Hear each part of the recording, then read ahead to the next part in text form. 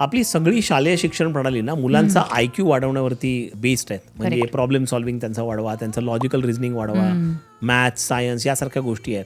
गेल्या 10-20 वर्षामध्ये EQ म्हणजे इमोशनल इंटेलिजन्स त्याला म्हणतात, इमोशनल क्वोशंट, तो पण आता लोक बोलायला लागले. म्हणजे एम्पथी, सेल्फ रिफ्लेक्शन, मुलं कशा प्रकारचा स्वतःचा विकास तयार करतात.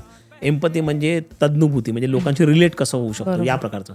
परंतु दुसरे 2 सुद्धा एक इंटेलिजन्सेस आहेत जे क्वोशंट आहेत, ते अत्यंत महत्त्वाचे आहेत आणि फ्युचरसाठी त्यांचा फार उपयोग होणाऱ्या मुलांसाठी.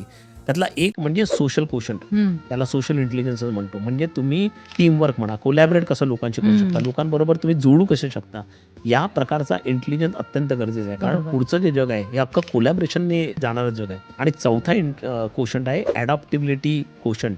याला ॲडॉप्टिबिलिटी इंटेलिजन्स असं म्हणतात. म्हणजे याचा अर्थ की तुम्ही स्वतःमध्ये किती चांगल्या पद्धतीने आणि किती फास्ट बदल घडवून आणू शकता, तुम्ही किती लवकर शिकता, तुमची फ्लेक्झिबल थिंकिंग आहे का, तुम्ही रिजिड नाही आहेत ना, अशा प्रकारचा इंटेलिजन्स सुद्धा महत्त्वाचा आहे.